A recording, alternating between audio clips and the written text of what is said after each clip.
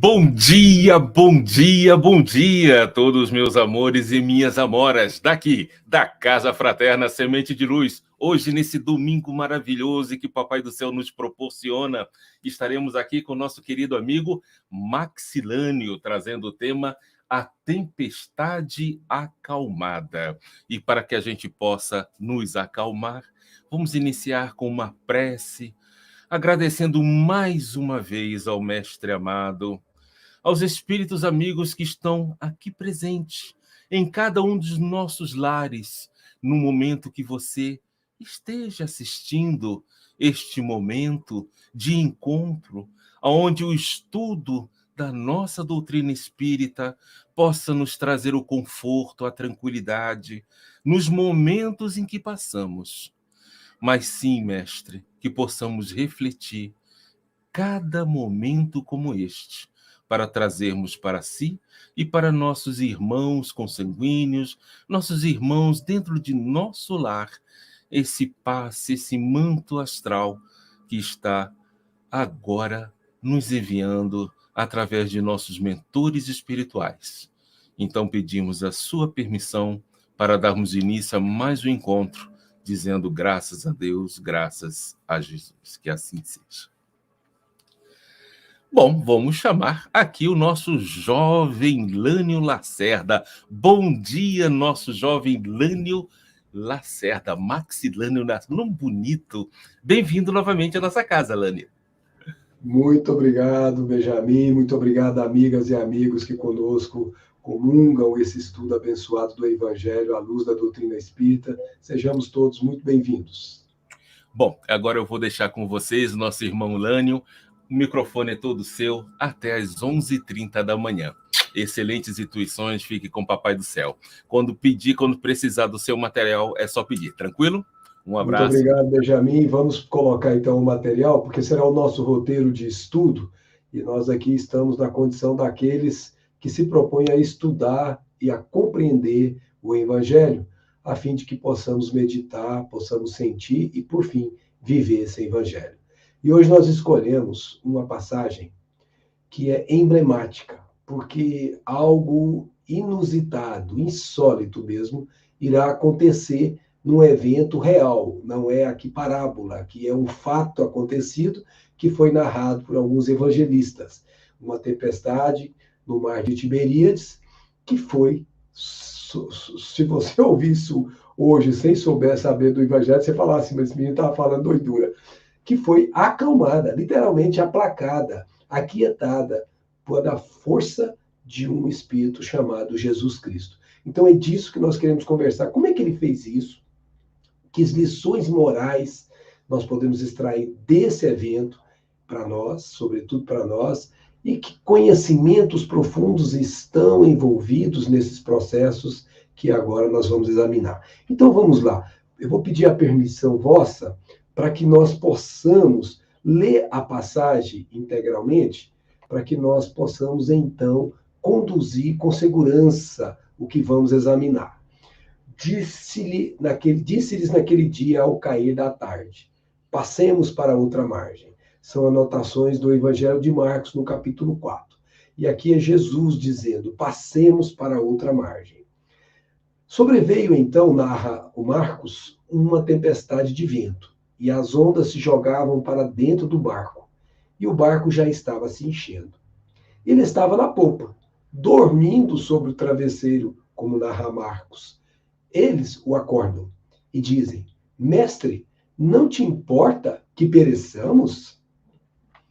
Levantando-se, Jesus conjurou severamente o vento e disse ao mar, silêncio, quieto. Logo, o vento serenou e houve grande bonança. Depois ele perguntou, por que tendes medo? Ainda não tendes fé? Então ficaram com muito medo e diziam uns aos outros: quem é este, a quem até o vento e o mar obedecem? Amigas e amigos, como dissemos, passagem sólida. Quem é que poderia imaginar alguém repreendendo o vento e as ondas, e o vento, ou os ventos e as ondas, obedecendo? Parece conto da carochinha, com todo respeito, quando você ouve assim, sem bases fundamentadas. Mas vamos examinar isso com mais cuidado, para que nós possamos tratar dessa passagem com a qualidade de conhecimento, de compreensão que a doutrina nos impõe, porque a nossa fé na doutrina espírita é raciocinada. Vamos buscar elementos que nos subsidiem interpretações seguras, não passíveis de qualquer questionamento justo. Primeiro de tudo, nós vamos lembrar que esta região em que Jesus esteve há cerca de 2000 anos atrás, ela existe hoje. Aqui nós estamos marcando o Mar da Galileia, ele está aqui nesta região, a ilha de Chipre está acima, Síria, Jordânia, o Iraque, Israel na condição atual. Esta realidade ampliada nos dá logo abaixo do mar. Aqui nós temos o Mar de Tiberíades, que nós vamos ver que na verdade é um grande lago, e embaixo nós temos o Mar Morto, que nós conhecemos como sendo aquele mar de águas salgadas, que as águas estão evaporando numa velocidade muito alta e você encontra depósitos salinos bastante expressivos à margem e aos fundos desse mar. Então nós temos uma região que é geologicamente uma região especial. Se você observar o lago e o mar, eles estão alinhados norte-sul. Esse alinhamento tem uma base geológica. Aqui nós temos uma falha geológica provocada por um processo tectônico que não nos importa aqui agora detalhar. Esses dois elementos fazem parte dessa história evangélica. Bom, voltando para a época em que Jesus estava, um mapa reconstruído, nós teríamos a mesma situação. O Mar Morto estava lá, o Mar da Galileia estava lá, somente que agora as divisões geográficas são diferentes. Tínhamos a Galileia, tínhamos do outro lado Decápolis, para onde Jesus estava se encaminhando nessa travessia, tínhamos Samaria, Pérea, Judéia, aquelas regiões que foram palco do lançamento da maior obra divina que nós conhecemos no mundo, que é o Evangelho. Aqui, então, esse mar da Galileia, na verdade, trata-se de um lago de água doce, que é formado pelo Rio Jordão, aquele mesmo rio que aquele menino chamado João, o João Batista, usava como sendo um meio de batizar aquelas pessoas no sentido de buscar o arrependimento, que até Jesus se submeteu a esse batismo para que a lei se cumprisse. Então, esse Rio Jordão tem uma conotação, além de espiritual, além de religiosa, tem uma conotação de formação desse lago. Esse lago, ele é cercado de montanhas, exceto nos lugares por onde esse Rio Jordão sai, obviamente. Esse lago é extenso, gente. Ele mede cerca de 23,6 quilômetros de comprimento, desde a entrada do Jordão até a sua saída. E a maior largura dele é de 13,8 ou 0,9 quilômetros de largura. Então vejamos aqui um pouco mais de perto e nós vamos ver essa largura e esse comprimento aqui agora descritos, né? Então são quilométricos, não é um lago qualquer. Se nós formos comparar com alguns lagos que existem aqui hoje, ele é um lago representativo. Mas interessante, como dissemos, esta é uma região geologicamente afetada por eventos tectônicos. Por isso, o nível da água neste mar, curiosamente, coisa que a gente não vê todo dia, está a menos 225, ou seja, a menos 225 metros significa que ele está a 225 metros abaixo do nível do mar Mediterrâneo. Por exemplo, aqui em Brasília, onde eu estou, nós estamos a 1.100 metros acima do nível do mar, que nós chamamos aqui de Oceano Atlântico. Lá, o nível do mar, tomado como referência, é o Mediterrâneo. E apesar daquele nível inferior, o lugar, gente, naquela época, e ainda hoje em alguns pontos, tem uma temperatura que é semitropical. A época de Jesus, este mar era uma beleza. Se você pegar o livro Há 2000 anos, psicografado por Francisco Cândido Xavier, pelo Espírito Emmanuel, você vai ver a descrição de Emmanuel, porque Emmanuel, naquela época, ele era um senador romano, ele morou próximo desse lago E a descrição que nós vamos encontrar dele é rica, frutas, um ambiente extremamente agradável, mar, aquela brisa suave. Era um lugar muito bom de se viver. E era por isso que ele estava lá, porque a filha dele, Olívia, estava com uma doença que supostamente seria curada estando numa ambiência semelhante àquela. O que não vai acontecer, como nós sabemos do livro, pela ambiência, mas pelo contato com esse incomparável Espírito que desceu à terra de tão alto, chamado Jesus Cristo. Então, olhando de novo aqui, a elevação é 225 metros. Então, se você estiver lá no nível mediterrâneo, se você comparar uma linha, se você está 225 metros abaixo desse mar Mediterrâneo, que também é, desculpa, nesse mar da Galileia, que é chamado também Mar de Tiberíades e outros nomes. Veja só, gente, o que nós estamos examinando aqui hoje é que nesse mar, entre aspas, existiam tempestades. Ora, Max, mas se ele está a 225 metros, numa ambiência amena, por que ocorrem tempestades nesse lugar? Bom, vamos examinar. Por que há tempestades? Essa é a pergunta.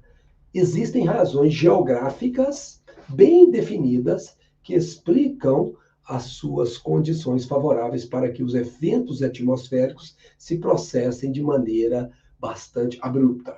Olha só, nós temos um lugar mais a norte que se chama Monte Hermon. Fica mais ou menos uns 50 quilômetros de distância em linha reta desta região que foi o palco deste evento que foi narrado por Marcos, essa tempestade acalmada.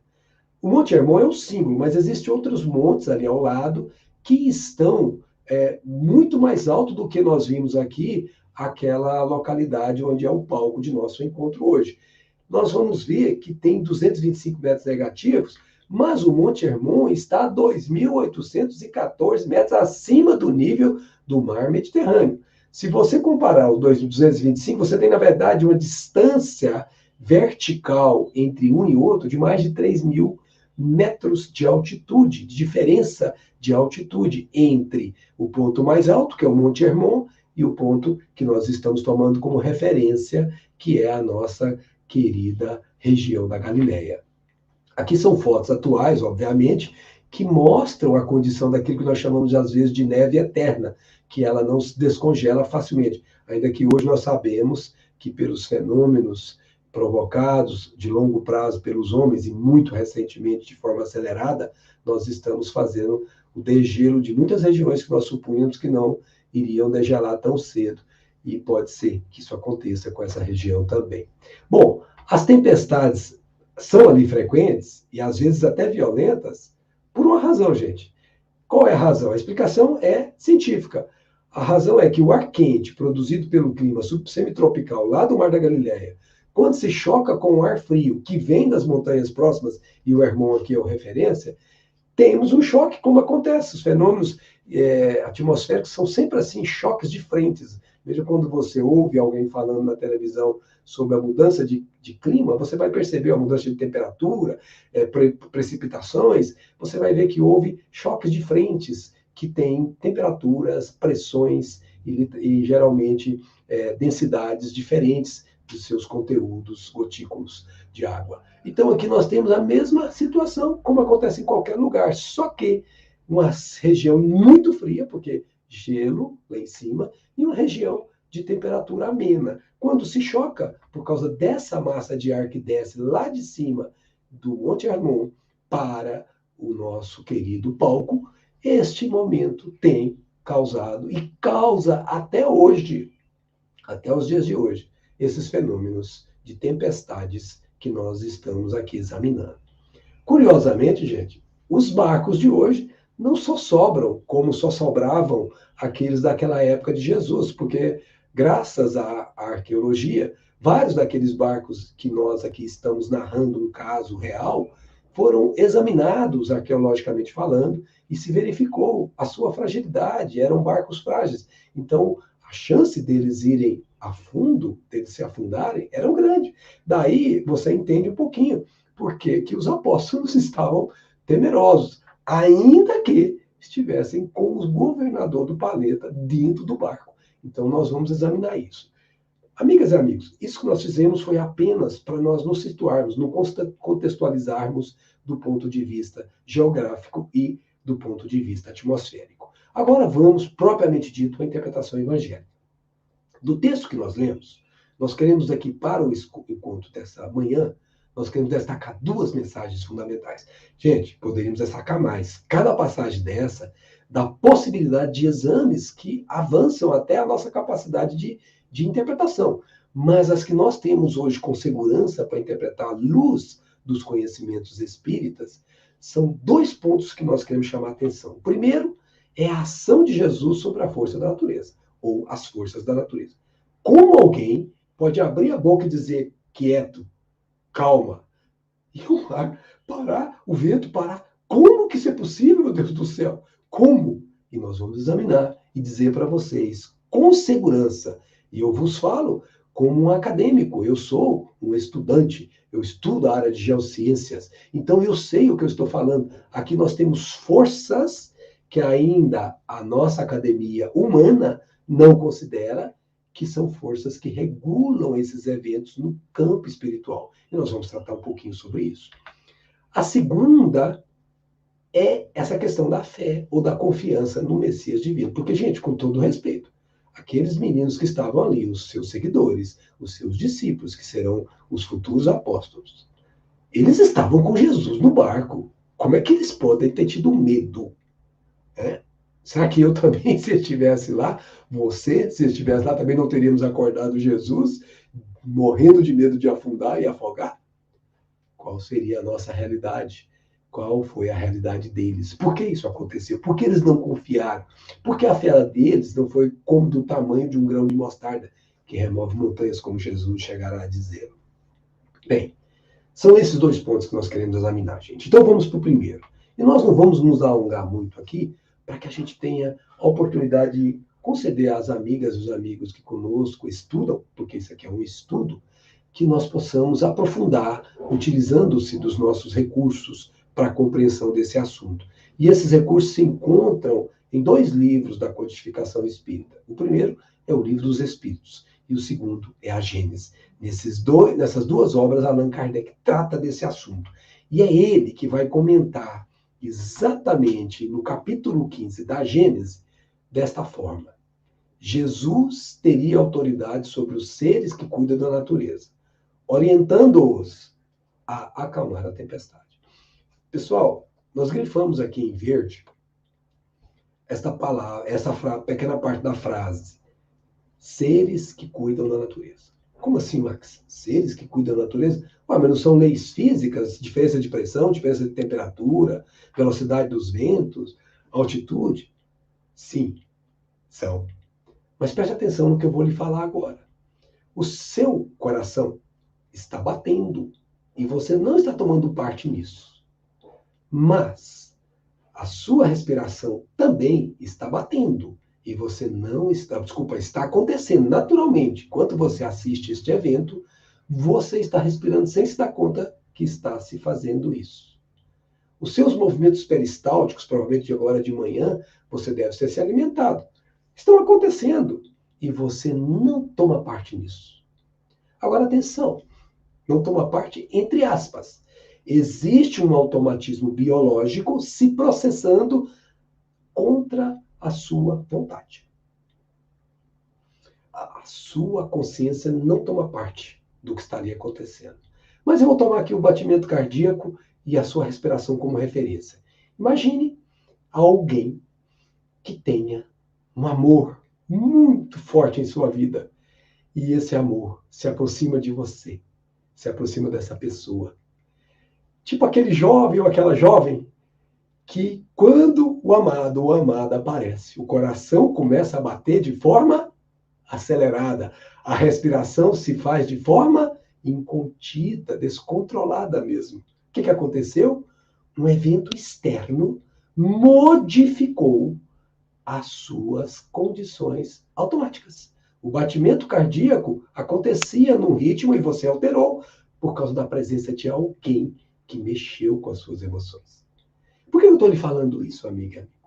Porque da mesma forma como alguém mexeu com o seu batimento cardíaco e esse alguém pode ser encarnado em um afeto da sua vida, você pode ter um espírito do seu lado, que você não está vendo e não está percebendo, mas quando ele se aproxima de você, você começa a experimentar uma emoção tão grande, mas tão grande, que você não sabe de onde vem. O que está acontecendo comigo? Por que meu coração está batendo mais rápido? Por que eu estou com respiração ofegante? Você não sabe o que está acontecendo. Mas sabe o que está acontecendo? Algum afeto ou desafeto se achegou-se de você. E você não se deu conta fisicamente, porque ele não se mostra, mas você percebeu a presença espiritual, porque ele impactou você. Eu costumo dizer para as minhas amigas e meus amigos, eu já sei, depois de vários anos observando esses eventos em mim, quando o meu benfeitor acontece a chegada dele. Quando o meu guia espiritual, que é muito marcante na minha vida, quando ele se aproxima de mim, normalmente ele tem uma maneira muito carinhosa de dizer para mim, eu estou aqui. É como se alguém estivesse passando a mão aqui, no que antigamente eram os meus cabelos, o que hoje sobrou aqui, mas dá aquele arrepio, aquela sensação gostosa. E eu sei que ele está ali comigo, porque eu não vejo. Mas eu sei, eu não tenho a menor dúvida. Eu sei também quando eu tenho reuniões mediúnicas em que a gente vai trabalhar em locais difíceis, onde há prevalência da força de pessoas que ainda estão voltadas para a escuridão do mal, quando elas são afetadas pelo trabalho dos benfeitores, que a gente toma parte de maneira secundária, muitas vezes esses irmãos tendem a nos perseguir, e a presença deles também é percebida. E nós percebemos isso também pelo mal-estar que ele nos causa, por aquelas sensações que nós não conseguimos articular raciocínios lógicos, mas que estão acontecendo. O que eu estou dizendo para você? Seja provocando o bem ou provocando o mal, você muda o batimento cardíaco e a respiração. Esse mesmo fato que eu estou relatando para você, apenas para efeito comparativo, acontece na natureza. Existem espíritos que afetam, preste atenção, que afetam o ritmo natural da velocidade do vento, da pressão atmosférica, com um impulso que vem deles, que pode alterar para cima ou para baixo, conforme o desígnio que ele determina para aquilo. Isso, como o espírito afeta o seu batimento cardíaco, eles afetam esses fatores que naturalmente acontecem por automatismo físico, você pode tê-los alterados. Você mesmo, como ser encarnado, pode alterar movimentos de pressão e temperatura, obviamente em circuitos fechados, de limitadas, obviamente, alcance. Você já ouviu falar várias vezes de aviões que soltam certas substâncias lá nas nuvens para provocar chuvas. Nós também conseguimos alterar certos fenômenos naturais de maneira restrita, limitada. Os espíritos, a sua condição superior a nós encarnados, conseguem aumentar de maneira muito mais abrangente. É isso que eu quero chamar a atenção. Eu quero afirmar para você, com o estudo da doutrina espírita, que sim, existem seres que atuam na natureza. Eles estão lá. Você sabendo disso ou não, você estudando isso ou não, eles estão lá. Certos fenômenos que acontecem que nós na ciência não conseguimos explicar, só vão ter explicação, como essa que nós vamos trazer hoje, se buscarmos para aquilo que se chama de transcendência das leis físicas para as leis físicas espirituais. Vamos nos lembrar, gente, que esse assunto não é novo. Porque para a mitologia, havia espíritos ou deuses que cuidavam dos ventos. Isso está dito por Kardec, lá na questão 537 de O Livro dos Espíritos, que já convidamos as amigas e os amigos a examinarem com mais cuidado. Não só os ventos, também cuidavam, veja a expressão que Kardec usou, cuidavam dos ventos, dos raios, da vegetação e de outros fenômenos físicos, se nós quisermos, inclusive fenômenos físicos da minha área de estudo, como terremotos, como vulcões, que são naturalmente impulsionados por eventos puramente físicos, mas não exime a possibilidade da intervenção espiritual sobre eles. Então, o que eu quero chamar a atenção aqui para vocês, minhas amigas e meus amigos, é que sim, há espíritos. E na mitologia, eles chamavam às vezes de deuses, ou chamava, como veremos, de outro tipo de nome, como nós veremos para certas culturas. Olha a questão 538. Nós trouxemos muito pouco aqui só para a gente examinar e aí criar esse desejo em vocês de examinarem com mais cuidado. Formam categoria especial no mundo espírita os espíritos que presidem, olha a expressão, presidem, eles comandam os fenômenos da natureza. E com Kardec não tinha mais discussão sobre ter ou não ter o ser que que cuida desses assuntos. Já estava pelo estudo, pela demonstração, não uma demonstração com base apenas em raciocínio, mas uma demonstração de comprovação pelos estudos dos fluidos, como você terá que compreender melhor para poder compreender isso. Lá na Gênesis, o livro A Gênesis, nós falamos no capítulo 14, trata exatamente sobre as leis dos fluidos. Se você quiser aprofundar, procure esse capítulo 14 da terceira parte de A Gênesis e você irá encontrar um estudo muito profundo que explica muitos fenômenos no campo humano e no campo físico que não seriam explicados, ou melhor, não são explicados pela ciência, porque elas não conhecem ou não pretendem ainda conhecer, porque não conseguem demonstrar e repetir esses eventos em seus laboratórios, porque se trata de espíritos que têm vontade própria e não de ratinhos que podem ser colocados à disposição dos cientistas do jeito que quando quiserem, e espíritos não, eles não são submetidos aos caprichos ou mesmo aos interesses científicos sérios, se não houver, obviamente, permissão da parte deles. E de algumas vezes, gente, tem havido permissão. Quando você estuda o caso William Crookes, que é um Sir lá na Inglaterra, recebeu o título de Sir William Crookes. Era um espírito que estava encarnado na Terra de altíssima escola. Foi o descobridor do elemento químico chamado tálio, foi aquele que estudou as bases para que nós teríamos mais tarde fundamentar as televisões antigas.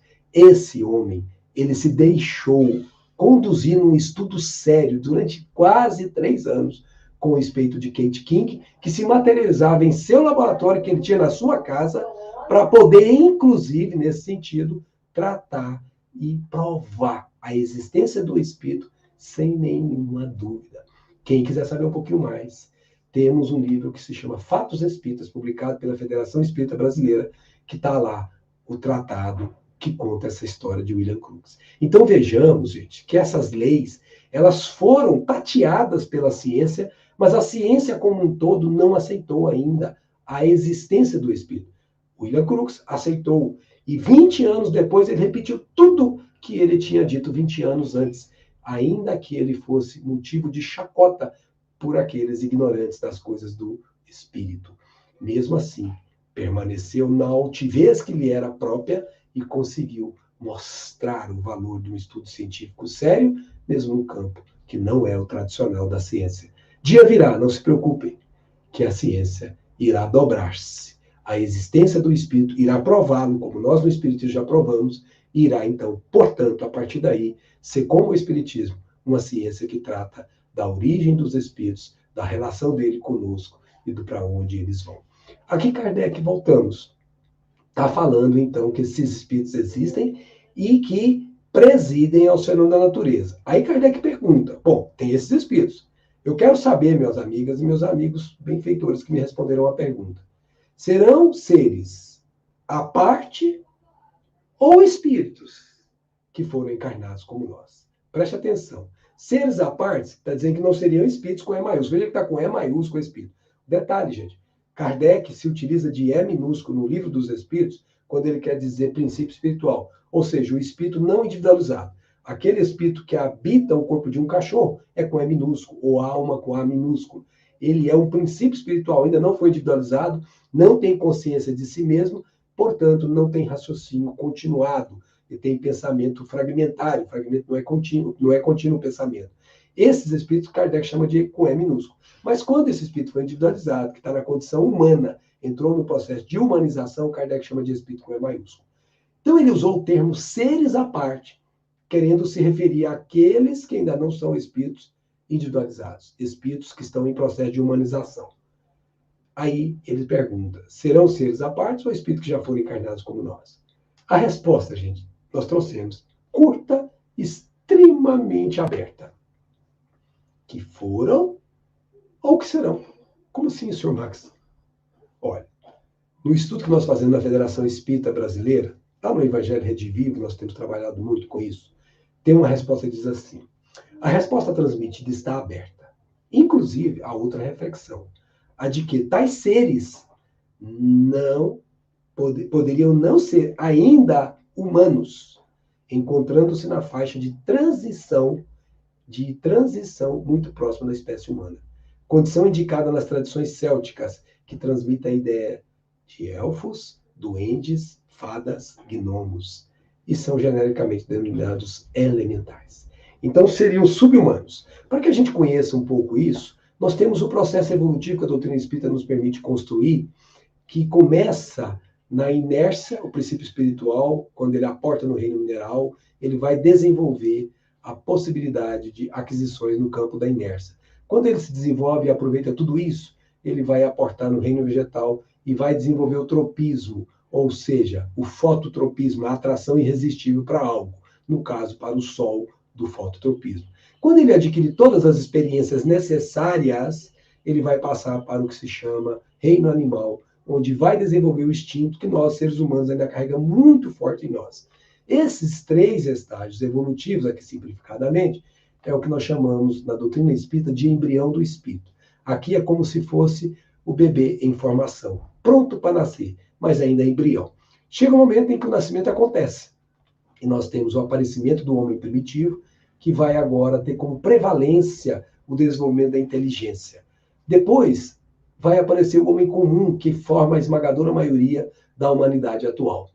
Esse começa a desenvolver o que se chama razão, ou seja, a inteligência com responsabilidade. Ou seja, tudo posso, mas nem tudo me convém, como ensinou o Paulo.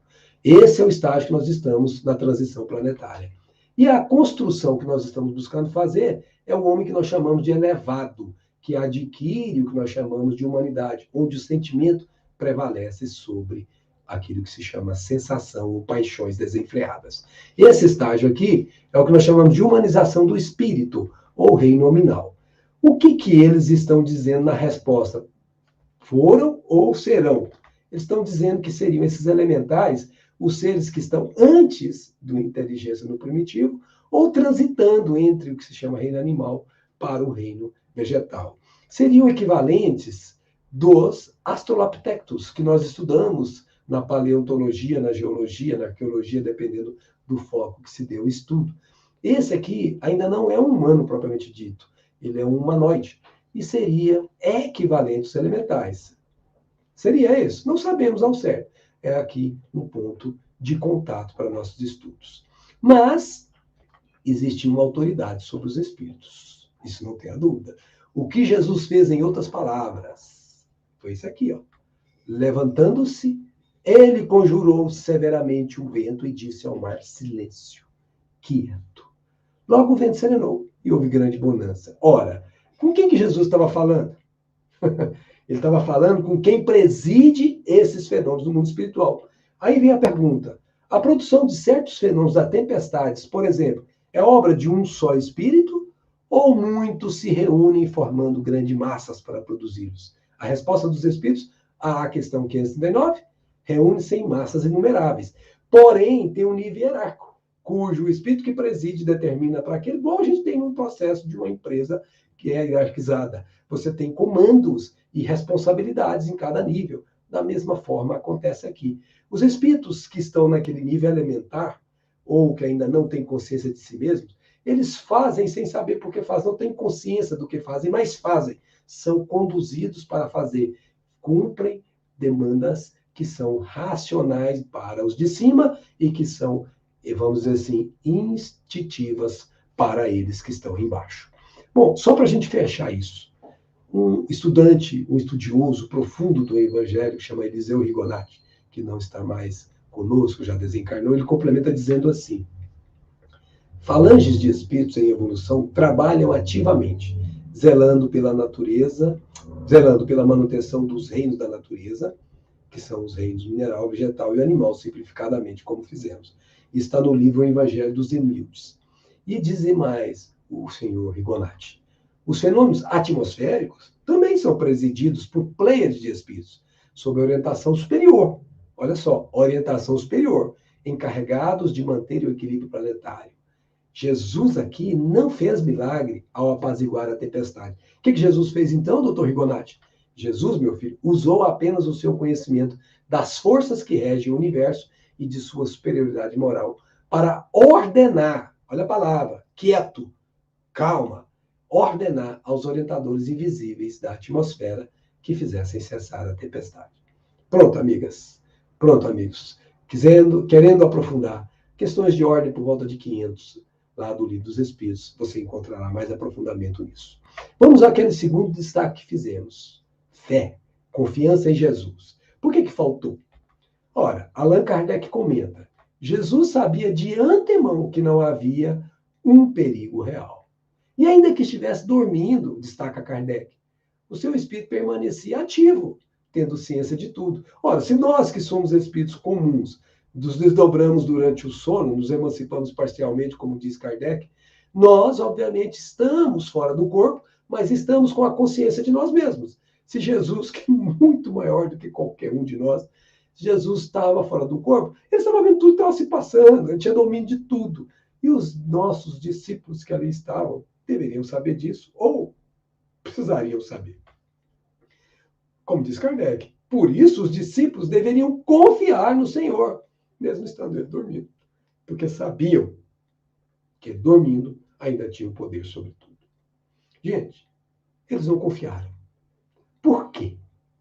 Será que você, estando lá nesse barco, você também confiaria? Tendo convivido com Jesus há alguns anos, talvez 2, 3, não lembro qual, se esse evento aconteceu no 3º ano, no 2º, não me recordo. Seja isso qual for, já tinha um tempo de convivência, mas eles tinham dúvidas ainda, e dúvidas porque eles eram cidadãos comuns daquela região, muitas vezes até analfabetos, como é o caso de Pedro. Eles não confiaram, ainda que a confiança não tem vínculo com o analfabetismo ou com aquele conhecimento maior de um Mateus, por exemplo, que conseguia escrever enquanto Jesus estava fazendo as suas obras. Quem diz isso é Emmanuel, no livro Paulo e Estevão, que já tinha um pré-evangelho de Mateus, que Paulo se utilizou, inclusive, para se orientar na propagação aos irmãos que não eram da raça, ou chamados de gentios ou gentes. Aqui, então, faltou confiança. Por que faltou confiança, gente? Sabe por quê? Porque a fé não está pronta na maioria de nós. A fé, na verdade, se desenvolve. E quem diz isso não sou eu, não, minha amiga e meu amigo. Quem diz isso é Allan Kardec. Em certas pessoas, ensina ele, se está no Evangelho segundo o Espiritismo, no capítulo 19, item 7. Em certas pessoas, a fé parece, de algum modo, inata. Ou seja, você traz com você, você não sabe de onde vem, mas ela é sua, faz parte de você, é inerente a você. Uma centelha, uma chaminha, basta para desenvolver. Então, ela está, você porta, é como se fosse um tesouro que você tem, que nunca foi necessário ser utilizado. Mas se você for solicitado para provar sua fé, é a centelha que nós estamos chamando aqui. Vai começar a desenvolver a sua fé. Quer ver? Essa facilidade de assimilar as virtudes, as verdades espirituais, é sinal evidente de anterior progresso. Vou dar um exemplo aqui. Então, você pega o Livro dos Espíritos, começa a ler pela primeira vez, aquilo cai como uma luva. Meu Deus do céu, mas eu já sabia disso. Isso aconteceu com o Dr. Bezerra de Menezes, quando leu o livro pela primeira vez, dentro de um bonde, saindo do seu trabalho para casa. Ele leu, falou, gente, tudo isso aqui eu conheço. O que ele estava fazendo? Ele estava relembrando conhecimentos que ele já era portador. O que significa isso? Anterior progresso. Então, quando você tem o desenvolvimento da fé lá atrás, é um anterior progresso. Agora, em outras pessoas, ao contrário, essas verdades espirituais dificilmente penetram. O que significa isso? Isso é um sinal, meu filho, não menos evidente, de natureza retardatária. Retardatária não no sentido de que é inferior, não, gente. Retardatária no sentido que ainda não passou pelos estudos, pelas experiências, pela vivência naquele campo de estudo que precisará adquirir para formar a virtude. Naquelas experiências vividas na Terra que precisará para poder portar, assimilar os recursos que dão a garantia da fé completa. Gente, significa isso dizer que todos nós estamos ou num estágio, ou no outro, ou entre esses dois. Por isso, ninguém aqui se martirize. Eu não tive fé naquela situação da minha vida X, Y, Z. Faz parte do seu processo de desenvolvimento. E nós vamos tratar um pouquinho sobre isso. As primeiras já creram e compreenderam, ou seja, aquelas em que a fé é inata. Trazem ao renascer, olha a palavra, a intuição. O que é a intuição? É uma verdade que você sabe, que você não racionaliza por raciocínios lógicos. A intuição do que souberam. Então, estão com a educação feita. Isso chama vocação, isso chama tendência, predisposição. Por que uma pessoa aprende música mais rápido do que a outra, que por sua vez aprende matemática mais rápido do que aquela que aprende música? Porque ele tem mais conhecimentos já elaborados em si mesmo naqueles dois campos comparando um com o outro, que um desenvolveu, o outro desenvolveu. Enquanto um tem domínio na música, não tem da matemática. Enquanto um tem da matemática, não tem da música. Significa que um dia nós temos que ter domínio sobre todos os conhecimentos. Por isso que nosso progresso é inexorável. Nós vamos ter que fazer o nosso progresso inexoravelmente. As segundas, ou seja, as que ainda não conseguem, tudo tem de aprender. O que quer dizer isso? Meu filho, estão com a educação para fazer, trata de estudar, trata de viver, trata de fazer o estudo para poder conseguir a aquisição dessa virtude chamada fé, como de qualquer outra. Mas, Marx, tudo bem, mas como é que eu faço para desenvolver a fé? Você vai me perguntar. Ora, minha amiga, ora, meu amigo, a fé, ela necessita de uma base, ensina Allan Kardec. Base que é a inteligência perfeita daquilo em que se deve crer. Olha o que Kardec está falando. Nós precisamos desenvolver inteligência, não é só moral. Nós temos que desenvolver inteligência, ainda que a moral seja soberana. Mas a inteligência, geralmente, é que proporciona a aquisição da moral. Então, você tem que ter base. Você ouviu as explicações agora por que acontece tempestades. Isso é base científica. Você não pode se eximir de aprender isso. Isso faz parte do conhecimento que nós estamos no status quo de conhecimento da humanidade atual. Então, nós precisamos aprender o que já é apreensível. E, mais tarde, quando a gente aprende, a gente deve crer. E esse crer nós vamos ver uma significação diferente. E para crer, não basta ver. É preciso, sobretudo, preste atenção nessa palavra, compreender. Por isso, você tem que passar pelo raciocínio lógico. Se não passar pelo raciocínio lógico, rejeite. O raciocínio lógico tem que ser o crivo que determina o que é e o que não é palatável pela lógica do raciocínio. Então, nós vamos lembrar que a fé raciocinada, por se apoiar nos fatos e na lógica, nenhuma obscuridade deixa. Por isso que nós precisamos dizer que no Espiritismo a nossa fé é raciocinada. Nós não cremos porque nós ouvimos alguém dizer, nós cremos porque nós compreendemos. Eu não creio na morte porque alguém me diz que a morte não existe, que a vida prossegue. Eu creio porque eu sei como isso funciona, eu sei como funciona a transição. Por isso eu não temo a morte. Eu temo chegar do lado de lá com as mãos abanando de falta de obra no bem. Isso eu temo. Mas chegar do lado de lá, isso é processo natural, mudança de vibração. Sai-se de uma vibração densa para uma vibração sutil. Isso é fé raciocinada. Eu tenho certeza que isso vai acontecer e essa certeza é inabalável. É uma certeza de convicção. Por quê? Porque se funda em fatos e lógica. E por isso não tem nenhuma dúvida. A criatura, então, crê porque tem certeza. E ninguém tem certeza senão porque compreendeu. Então, meu amigo, trate de compreender os fenômenos da vida em âmbito geral. Não só os físicos, mas os fenômenos da vida em sentido espiritual e moral. E, gente, por incrível que pareça, nós falamos que é uma intuição, né, que a pessoa traz inata. A fé não está no cérebro. Como assim, Max? A fé está no coração. Olha só o que disse Jesus. Está em outra passagem de João, no capítulo 14. Não se turbe o vosso coração. Credes em Deus, crede também em mim. Para os judeus daquela época, o coração e o cérebro estavam tudo aqui, o sentimento e o cérebro estavam tudo no coração. Mas aqui, Jesus está falando desse conhecimento profundo. Por incrível que pareça, nos ensina no Luz Imperecível, Honório Abreu, por incrível que pareça, nós compreendemos com o coração. Ou seja, já articulamos raciocínios lógicos, aquilo ficou tão lógico, tão racional, que isso incorpora-se em você e passa a ser um automatismo como 2 mais 2 são 4. Você já viu alguém discutindo 2 mais 2 são 4? Se você começar a ver discutir, começa a pensar se essa pessoa está no juízo normal. Tem certas coisas que são corolários. Nós não discutimos, elas são inabaláveis. E isso porque penetrou de tal forma em nós que o sentido profundo dela já nem se examina mais. E a fé, ou qualquer outra virtude, passa pela mesma razão. Quando o seu coração sente aquela fé forte, é porque você desenvolveu antes pelo raciocínio, através da compreensão. Enquanto o assunto, ensino Honório, enquanto o assunto está mais na área intelectual, podemos ter dúvidas, desfigurar, esquecer. Presta atenção, a gente esquece. Como é que é o nome daquela pessoa? Mas aquele fato, você pode esquecer. Mas quando se viveu aquele fato com aquela emoção profunda que marcou a sua vida para sempre, você nunca esquecerá do seu coração daquele fato. Por isso que a gente fala assim, né? Perdoar é esquecer. Como assim, Max? Perdoar é esquecer? É mal de Alzheimer. Não, perdoar é esquecer no sentido de ressignificar. Você volta lá atrás, olha aquela infantilidade da sua falta de compreensão e percebe como você foi infantil. Então você não esqueceu o fato, mas você esqueceu aquela interpretação do fato que você deu na sua imaturidade daquele tempo.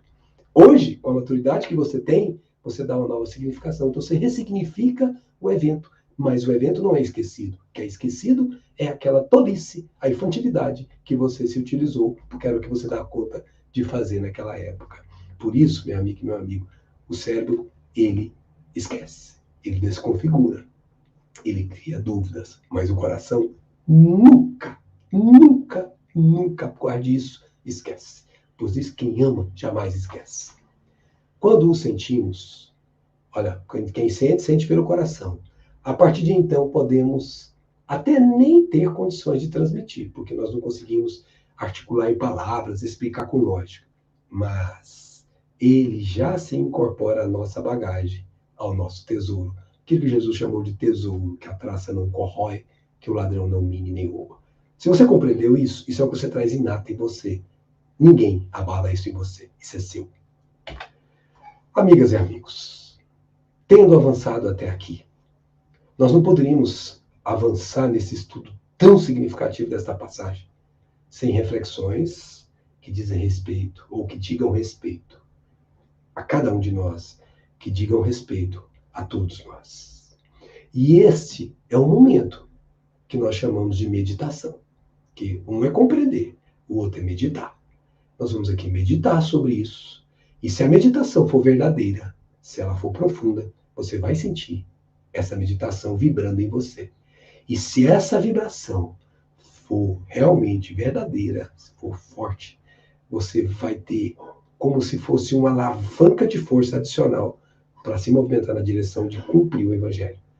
Seguir Jesus. Como ele disse, se queres vir após mim, negue-se a si mesmo. Tome a sua cruz e siga-me. Quando você sentiu, após ter meditado, você passa a ter uma força que te faz agir na direção de cumprir o mandamento maior da vida, que é amar-nos uns aos outros, como ele nos amou, sem titubeios. É isso que esse estudo, como qualquer estudo do Evangelho, tem que nos levar. Por isso, diz Emmanuel, a tempestade, estabelecer a perturbação no ânimo dos discípulos mais fortes. Gente, nós estamos falando de discípulos que são hoje os evangelistas, que são hoje esses ícones que nós não temos nem como comentar, de tão elevados que eles são. Poxa, se abalou, perturbou o ânimo deles, por que isso aconteceu? Desorientados ante a fúria dos elementos atmosféricos, socorrem-se de Jesus em altos brados. Senhor, vamos perecer, o senhor acorda, senhor. Imagina a situação nesse barquinho, gente. Olha o que faz Jesus, atende-os. Mas pergunta depois, onde está a vossa fé? Pergunta depois, onde está a vossa fé? Eu também estou no barco. Onde está a vossa fé? Gente, ele estava com Jesus no barco. Onde está a vossa fé? Gente, o quadro, diz Emmanuel, sugere ponderações de vasto alcance, que extrapola o barquinho físico que atravessava o mar da Galileia. E esse barco passa a ser o barco das nossas próprias vidas. Prestem atenção. A interrogação de Jesus indica claramente a necessidade de manutenção da confiança. Quem tem confiança tem fé. A manutenção da confiança quando tudo parece obscuro e perdido. Como falamos agora há pouco, como é que você adquire fé, Max? Você tem que compreender, mas você tem que viver. E quando é que você vive? Quando tudo parece obscuro e perdido. Não é à noite que a gente, no solilóquio dos nossos sofrimentos, mostramos verdadeiramente quem somos? Porque quando está tudo um mar de rosas, somos todos crianças boas, meninas e meninos bons. Mas quando um testemunho extremamente poderoso, que arrebenta com a nossa emoção, que nos joga de joelhos no chão, em que tudo torna-se obscuro e perdido naquele momento, é que nós vamos provar se temos ou não fé. Em tais circunstâncias, disse Emmanuel, surge a ocasião da fé. No tempo que lhe é próprio, ela sempre vai aferir valores no seu tempo certo. Ninguém será colocado na sala de aula para a prova se não teve tempo de se preparar para a prova. Se há ensejo para trabalho e descanso, diz Emmanuel, plantio e colheita, ora, revaler-se-á igualmente a confiança na hora adequada. Nós vamos ter que provar a hora de dar esse fruto. a hora de colher esse resultado de nossas experiências anteriores, de nossos estudos incansáveis. Ninguém, agora chama atenção, Emmanuel, olha o que é a experiência. Ninguém exercitará otimismo quando todas as situações se conjugam para o bem-estar. Mar de rosas. Como é que você vai provar que você tem otimismo se tudo está favorável, todos os ventos estão a seu favor? Você está vivendo um mar de rosas. É difícil demonstrar essa amizade nos momentos felizes. Você sabe quem são seus amigos? Quando você está na pior. Quando tudo parece perdido, aquele que realmente é seu amigo não te abandona. Pensa uma pessoa que você ama muito e que por alguma razão cometeu alguma coisa que não se sabe se ele fez de modo próprio ou se foi acidental e levou a uma prisão. Ele está encarcerado em um presídio. E todos o abandonam. E você vai vê-lo periodicamente. Você nunca o abandona. Aqui você prova que você realmente é amigo dele. Porque quem conhece um presídio, quem conhece a exposição que alguém precisa fazer diante daqueles que precisam garantir que não entrará problemas para o presídio, se submete, é completamente afastador. Não é qualquer um que vai. Aguardem os discípulos naturalmente, diz Emmanuel, oportunidade de luta maior. Todos nós estamos aqui no mundo de expiações e provas e os testemunhos virão ao seu tempo, em que necessitarão aplicar mais extensa e intensivamente os ensinos de Jesus. Os ensinos de Jesus, do Senhor Jesus. Você provará se realmente está cumprindo o Evangelho, meu amigo, quando você for colocado nesses momentos de luta maior. Sem isso, seria impossível aferir valores. O que é a aferição de valores? É a hora que você prova se você tem realmente aquele valor em você, naquela experiência difícil. E ninguém se preocupe se não acertar sempre. É o estágio evolutivo de cada um de nós. Mas preocupe se não estiver se esforçando para acertar. Na atualidade dolorosa, inúmeros companheiros invocam a cooperação direta do Cristo. E o socorro, disse Emmanuel, vem sempre, porque nenhuma ovelha ficará tresmalhada do redil, disse Jesus. Porque é infinita a misericórdia celestial. Ante a misericórdia celestial, a justiça fica vamos dizer assim, subtratada. Primeiro a misericórdia, depois a justiça. Mas, vencida a dificuldade, aquele momento provacional, aquele momento de aferição de valor, esperem a indagação. Não dei conta sozinho, tive que pedir ajuda. Esperem a indagação. Max, onde está a vossa fé, meu filho? E esses anos todos de doutrina espírita? E esses anos todos de estudo? E essas suas crenças em Deus, que você tem certeza que existe? Nos espíritos que cuidam de você? Onde é que está a sua fé? É essa pergunta que irá repercutir, irá debater-se em nosso íntimo. E diz Emmanuel para fecharmos. E outros obstáculos sobrevirão. Porque a aferição de valor não passamos, vem outra. Até que o discípulo, que somos cada um de nós, aprenda a dominar-se. Presta atenção nessa palavra. Autodomínio. Império sobre mim mesmo. Império sobre você mesmo. Que ninguém impõe. Você tem que conquistar. Eu tenho que conquistar. Nós temos que conquistar. Temos que aprender a dominar-nos. Temos que aprender a nos educar-nos. Porque dominando-nos as emoções, educando-nos para o conhecimento e a moral, nós conseguimos vencer. E vencemos serenamente com as lições recebidas. Como aquela Joana de Cusa venceu serenamente o momento de seu martírio lá no circo romano, sendo queimada viva ao lado do seu filho que implorava para que ela abjurasse. Serenamente ela diz, cala-te, cala-te. Jesus não abandonou a cruz. Quem somos nós para abandonar a nossa realidade? As lições têm sido recebidas, as experiências têm sido proporcionadas. Precisaremos aprender a dominar-nos, precisaremos a educar-nos. E perguntamos para a vossa reflexão, para a minha reflexão, para a nossa reflexão. Por que tendes medo? Ainda não tendes fé? Minha amiga e meu amigo, esperamos que este estudo possa ter provocado de alguma forma algum movimento íntimo em ti, de modo a provocar melhorias no sentido de cumprir as leis divinas. Muita paz a todas, muita paz a todos e muito obrigado por sua atenção. Opa. Nós que agradecemos essa maravilhosa aula. Realmente nos trouxe aí, nos acalmar, que muitas das vezes nós entramos em nossas próprias tempestades, nós formamos essas tempestades, né, Lânio? E com o estudo, nós conseguimos nos aprofundar e nos conhecer para que a gente possa seguir, né, nesta evolução, naquela escadinha, né, que a gente possa saber que temos sim a possibilidade de evoluir, é só ter calma, acalmar o nosso coração. Maxilânio, só temos que agradecer, a Casa Fraterna tem você aí no nosso coração e com certeza teremos outros maravilhosos encontros e, como a gente sempre pede, faça nossa prece de encerramento para que possamos encerrar esse domingo na Santa Paz. Agradecemos, um beijo no seu coração, até a próxima vez. Tchau, tchau. Gratidão, Benjamin, gratidão, amigas e amigos.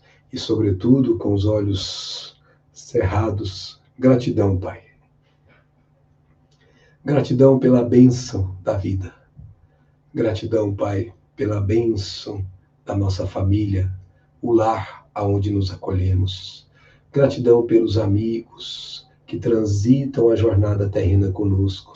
Gratidão pelos amigos espirituais que cuidam de nos auxiliar nas escolhas que sejam em consonância com a sã doutrina de nosso Senhor Jesus.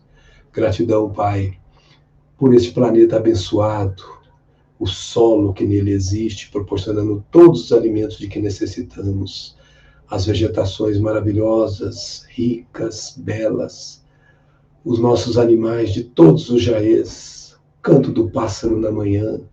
Gratidão, Senhor, pela brisa que roceia os nossos rostos, nossas faces, nossos cabelos.